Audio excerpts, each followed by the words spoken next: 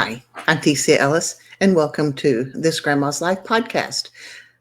I am your host, theciaellis. Get ready to laugh, learn, and grow with me as we explore growing old in an ever-changing world. One of the good things about growing old is people judge you less when you sometimes say outrageous things. I'm getting older, and I've had a fascinating life. I also have questions. You may not agree with those opinions, and I may not care. Even now, I'm passionate about many things. I love to learn, I love quotes, and I care about my country. Join me as we explore loving life, even as we age. Today is September 25th, 2025, and this is episode 84, Your Mindset When All is in Turmoil. In this episode, I will share with you some of the mindsets that I finally adopted over the years. But first, let me tell you a little bit about what's been going on in my life.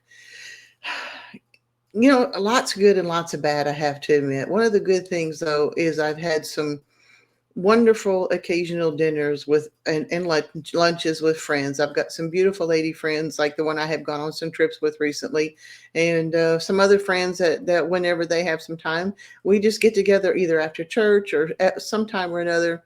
We sit and chat, laugh, have a good time, and I will not lie, those meals with those beautiful ladies have been just priceless to me. I had a kitchen table that was given to me several weeks ago, and I had it as my desk here in my office. But then I have acquired a desk, which I have to admit I kind of like it too. So I moved the desk out, and I moved my desk. I moved my table out. That was my desk, and I moved a real desk in here. And I like the setup. I got this room. I'm in the master bedroom of this 3-bedroom house, and so I've got my dresser, I've got my bed, I've got my desk, and I've got a beautiful walk-in closet that holds not only my clothes, but a lot of not a lot of Kinsey stuff, some of Kinsey's stuff that she did not take to college with her. So, and still have plenty of room. I'm doing quite well. I still do yoga almost every morning with it too. Tom's Aunt Frankie, whom I love, love, love. I'm growing more in love with her every day that I'm over there. She is, she's declining. She's in a declining stage. Every once in a while she rallies, and you go, by the time you think this is it, she's going to pass any day now. She rallies and tries to get up and walk and all that other stuff. She is probably one of the toughest, sweetest women I have ever met. And I didn't ever even think that I was going to get emotionally again with this, but telling you there's so much going on, and some of it is so beautiful that I cry. Some of it is so maddening. I cry. Oh, well, I guess I'm going to cry. In fact, I had a pretty rough week, and I won't go into some of the other things that had happened, but it had been a stressful week, and I decided that I needed to get away for a day. It was about 24, 36 hours I got away. And I decided to go to Natural Falls State Park. Loved it. Golly, that was beautiful. I have footage of it, and I've got footage of the next day. I just have not gotten them put out on the videos yet, but you'll get them as soon as they're done. And that was a nice getaway for me. I did a little bit of hiking. I was hoping to get some hiking done on the next day, but I did not. I just had a gorgeous drive. And so, I don't know, it was a nice trip. And I enjoyed it. I am getting a new housemate, so the table that I had moved into another room is actually going to have to be moved completely out. I'm clearing out a room to be able to accommodate another housemate. The one that was here, the lady that was here that I have grown very close to since when I moved in with her, she has moved on. She's in an apartment now. I basically was going to be in this house by myself, along with the clothing ministry, for a time being. But another beautiful friend of mine has needed a place to stay for a few weeks too. So we're making room for her. And I'll be perfectly honest, I'm thrilled. I love the fact that this home is here for these women and myself, and we're taken care of. It's just heartwarming, and I'm so very grateful for it. And I'm looking forward to my new roommate moving in. This recent Sunday, Kinsey, who's just an hour away at college, but she's busy.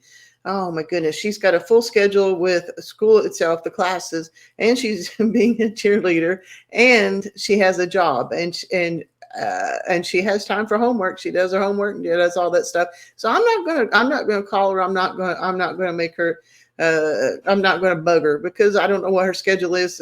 To me, it looks like it's 18-hour days, and it probably is, honestly. So I'm not going to bother unless there's something I really specifically need to say to her. But a few days before her birthday, she sent me a message going, "Is it okay if I come home and we have dinner together?" I'm going, "Yeah, we want to do that." So, and it was wonderful. We all met at a Japanese restaurant in Claremore. And I say we all. So it was my son and his wife and my youngest grandbaby. Kinsey and her older brother Joseph were there, and Cadence, the girl that used to live with us, that I had grown so fond of, she was also there. I was surrounded by my very favorite people. Kinsey was surrounded by her very favorite people, except maybe one, but that's okay too. And we just had a wonderful time. I believe this is the first time in a long, long time I had all three of my grandkids together in one space. It was nice. Oh my goodness. And Kinsey just turned 19. I remember I see an 11-year-old, I see a 13-year-old, I see a 15-year-old, 19, golly. But don't get me wrong, she's a beautiful young woman. She is very determined to do her best in life, and I'm so very proud of her that I can't hardly stand it. So it was a beautiful birthday dinner. I was really grateful for that. I got a job. And I like the job. I have to admit, I like the job. It's 20 hours a week, Monday through Thursday, 9 to 2. And I am now the town clerk here in Foyle. And I was a little apprehensive about taking this job because it's a political thing. And yeah, oh my goodness. And people try to goad you. Well, what about this? And what about that? And I've just decided, unless it's really something I got to deal with, then I'm just going to let these guys just do their thing. And I'm learning a lot. I'm really, and they've been patient with me. And I think I'm doing a good job for them. I'm enjoying it. I'm learning how to do grant writing, and but I will tell you about one thing. I have to take them minutes to the meetings that we have. I think it's like the second or third. I think it's the second Thursday of every month. But I'm the one who has to do the meetings. Well, I knew I had to take the meetings, but I didn't. And I have been to two meetings in 5 years. And so, at one point, the mayor goes, "Okay, we're going to call the meeting." And then everybody looked at me, and I'm looking back at them like, "Okay, what?" And he goes, "You got to call Roe." And I went, "Oh." So I called Roe. I did the meetings. I missed a few things on that. I had to go back. I had spent a lot of time trying to rebuild what it is that I had missed. The lawyer that was on hand, very, very kind to me. He gave me a special way to take notes, and I redid them for my own benefit. And I don't know. They've been very kind to me. I've enjoyed the work, and I really hope that I can do a good job for them. But at the same time, I no longer really have access to the 9 o'clock in the morning gym classes that I used to do. And I always like to exercise in the morning and then go about my day. And that's kind of not how it's working. I mean, I do some exercises. I've been able to do some yoga and some core exercises at home. But at that time, I mean, even when I get up at 5:30 in the morning, by the time I get some housework done and take my shower and do my exercising and stuff, it's time to go to work. And so I've done a little bit of research. Well, not research. I just kind of realized that there are some afternoon classes that I can go to. And it's taken me a little while to get it because usually by the time I get off work, I'm very, very hungry and I want to eat. And then I don't feel like exercising because I just ate a meal. But I'm getting there. I went to the gym twice this week, did pretty good, felt pretty good. And I'm ready to get back to exercising, and I'm probably going to do some more jogging on some of the days and stuff too. We'll just have to see. But yeah, that's kind of what I got going there. Now back to some other mess. I no longer have a protective order against me. That was lifted, but my lawyer told me to stay away from the property. Just stay away. Don't even worry about it. And for good reason. And that will come out later on too. Tom's craziness has just, when I came back, when I had that stressful week and I went to the Falls, Natural Falls State Park, I came back feeling pretty good. And I went back just a few hours, and then somebody contacted, and I want them to let me know, don't get me wrong. But somebody contacted me and told me about an incredible, crazy thing that this man has done. And I'm thinking, okay, I do not know how this is going to turn out. I do know that God's got, it's going to turn out good. But oh my goodness, this has been a crazy ride. All right. What I'm listening to now, I have to admit, I'm still on The Fourth Turning by William Strauss and Neil Howe. At first, and I believe I told you this last time, I was not really excited about maybe listening to it a second time. But actually, I'm glad I did, because as I got a feel for the book, and this is an audio book, I got a feel for what the structure of the book was. I thought, oh, I do need to listen to it again. And so I have listened to it again. And I'm on my second listening to Forever Odd. I think the last time I talked to, no, it was Forever Odd by then too. And not just because I love Dean Koontz, and so I was listening to them. What I'm reading is I'm still on the Middle Ages by Morris Bishop. I'm probably going to be on that one for a while because I only read a few pages every once in a while. And I'm on The Whispering Room by Dean Koontz. When I spoke to you last time about The Quiet Place, I believe, I found out that this was a part two. This Whispering Room was part two of a series that Dean Koontz was doing with a female FBI agent. And actually, I was disappointed in the ending of The Quiet Place, but now that I'm reading The Whispering Room, they roll into each other, and it's not quite the Dean Koontz that I love dearly, but it's still pretty darn good, and I'm enjoying that too. All right, the quote of the week is: incredible changes happen in your life when you decide to take control of what you have the power over instead of craving control over what you don't. And this is by Steve Maraboli.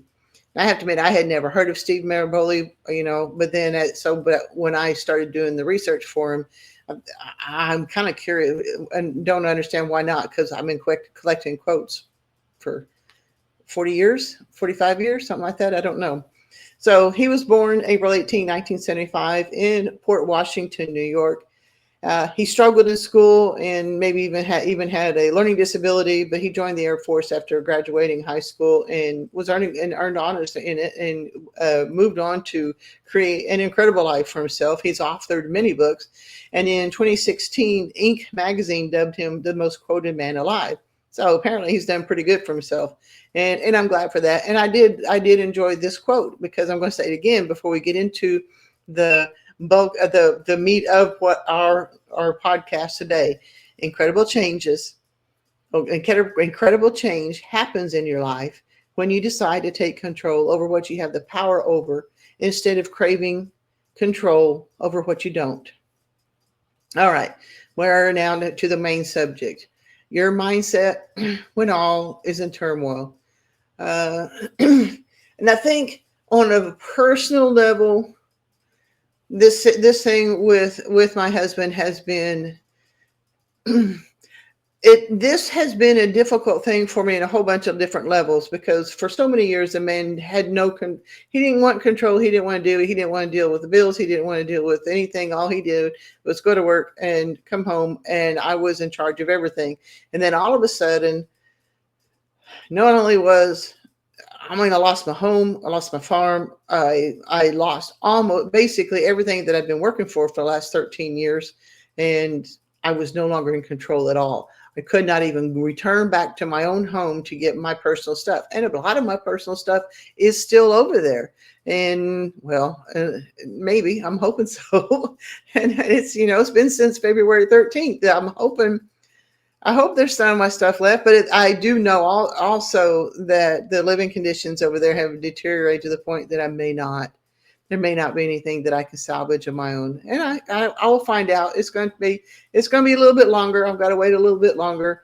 So I'm having to learn what I have control over with that situation.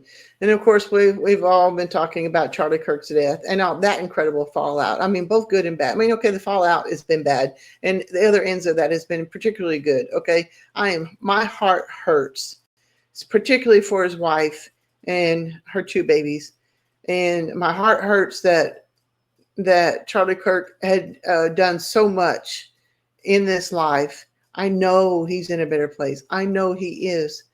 But his wife and his children are hurting right now. And I know, and I can only imagine, I can kind of imagine, but I only imagine the pain that she's feeling. And then there's been more shootings. There's just been so much turmoil in not only the United States, but all over the world. You know, there's, like they say in the Bible, wars and rumors of war, and I'll be perfectly honest. If you know anything about the fourth turning, obviously, okay. So the easy part of the fourth turning, and I've told you this before. Okay, good times make oh shoot. Let me think about hard times make good men. Good men makes good times. Good times make soft men, and soft men make hard times. Okay, so and if you listen to, and it's a cycle. Okay, and in this book he's saying it's a cycle, and the cycle is approximately every 80 years. So we are going into the fourth turning if we're not already into it, and that, you know, but that doesn't mean it's forever. It doesn't mean we're going to lose everything forever. But it has been 80 years or so since World War II. And so the cycle it's coming around. It's time. And, you know, and so many people, particularly in my Sunday school class, say, oh, it's because Jesus is coming back. He ain't back yet, guys. And if he comes back, we're going to rejoice, and we're going to love it, and we're going to be happy about it.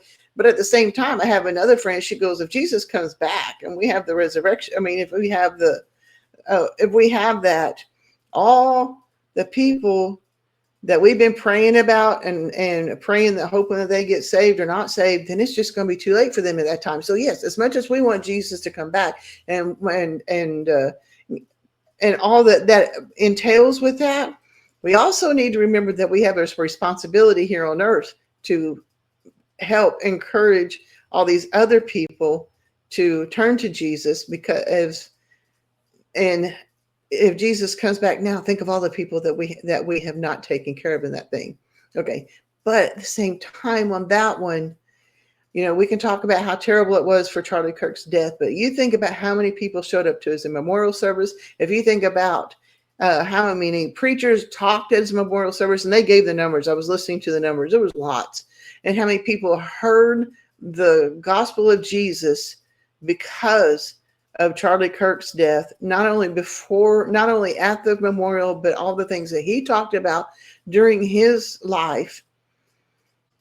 There's a lot of people that have heard the word. Now, whether they accept it or not, that's on them, you know. But Jesus coming back, well, no, the gospel of Jesus has been spread more now and more recently, just even in the last couple of weeks, than what we could have anticipated. So that's particularly good. I'm also reminded, this goes back to, okay, we couldn't do anything about his death. We can't do anything necessarily about wars and rumors of war. I can't do anything about the situation with my husband, except make it worse if I'm not careful. But there are things that I can change. So I want you to consider seriously, what do you have power over in your life? And give the rest to God. Just give the rest to God, because there's nothing you can do about it anyway. And it comes down to the serenity prayer. And I used to have this on a tapestry, and I gave it to a family member, and I don't even believe she has it anymore. Probably not, because it's just her situation. But it's, God grant me the serenity to accept the things that I cannot change, the courage to change the things I can, and the wisdom to know the difference. And I have to admit, I had to have, and I probably should find another version of it to put on my wall now, because this is a lesson that has been a difficult one for me to learn. And sometimes I have to relearn it over and over again. So maybe I better get that and put it back on my wall again. God grant me the serenity to accept the things that I cannot change, the courage to change the things I can, and the wisdom to know the difference. All right, guys, consider it and let me know, what do you have power over in your life, and what can you do today with this power? And remember, there's a lot of things that you're not going to have any power over, and so don't sweat it. Just do what you can and move on. Now, let me know at theciaellis@gmail.com, THECIA@gmail.com. All right, guys, this weekend is October 4th and 5th, and that's coming up. I'm so heartbroken. I had hoped that I was going to be able to go to that. I had even volunteered to be a volunteer there, and I can't get away. I just can't do it. I don't have the funds. I don't. My car needs some significant work, and I'm just going to have to. I'm going to have to stay here, but it's not too late for you to get tickets. Go online to selfreliancefestival.com. Actually, use my link below. And if you get tickets, and I'm telling you, you will not be sorry to go to that. They're doing more and more stuff. Even bring your kids. They've even got a place where you can take your kids now. It's not just a bunch of people with beards and shotguns and chewing tobacco and all that other stuff. We're talking about people who are highly interested in helping you succeed in your mind, in your physical life, in your, in all areas of your life, to be able to feed your family if things get bad, to help you get your mindset right financially, just all of the things. And there's a lot of really wonderful people there. And I promise, there's a whole bunch of different people in all areas of life. There's the old ones, and there's a few blue hairs there too. And they're all treated well. They're all treated fairly, and they are genuine in wanting to help you learn to be self-reliant, because there may come a time that we're not going to be able to rely on the government or anything else. And honestly, that kind of happens on it anyway, as a general rule. If you think about it, if a particularly bad, if something happens like a hurricane or along that line, sometimes the government just can't help you. You have to learn to take care of yourself. Anyway, follow my link below, selfreliancefestival.com. And even if you can't go, you can do the online, they do live streaming, and you can buy a live streaming ticket. I really highly recommend it. And I'm so sorry I couldn't go. Hopefully next year I'll have my act together and I can go. Okay. I would appreciate if you tell other people about this podcast, and then also give me a 5-star review so people can start learning about it, and hopefully I'm helping them. Where I can be found, the biggest thing right now is grandmashomestead.farm. That is my website. It's got, I do blogs. I'm telling you what's going on in my life. Within the blogs, I put links to the individual videos I do for Grandma's Homestead, for This Grandma's Life, even a couple of things for Kinsey Lackey Sports, because I'm still processing her softball videos, and a couple of basketball videos for me that are even before that. And there's and the podcast that I do and stuff like that. Basically, everything I do is on Grandma's Homestead, recipes, and it's a good place to catch up with me. grandmashomestead.farm, and that's the best place to get you. All right, guys. Do the best you can. Know when to stop. Know when you're supposed to be doing, and live until you die. God bless. I'll see you next time.